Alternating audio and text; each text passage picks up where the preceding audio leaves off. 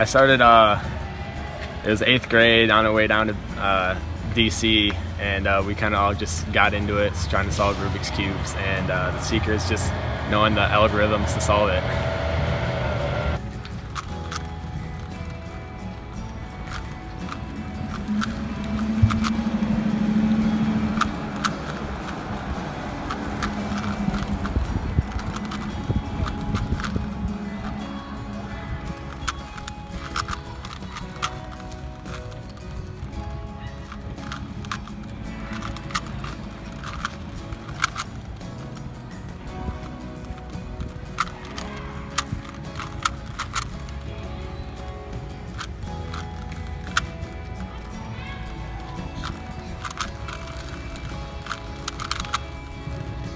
$40 seconds. From the year I was quarterback on JV, and then my sophomore year, Coach Gavenda asked me if I wanted to play wide receiver on the varsity, and I said sure. So that was kind of a leap of faith, and I kind of just trusted the process.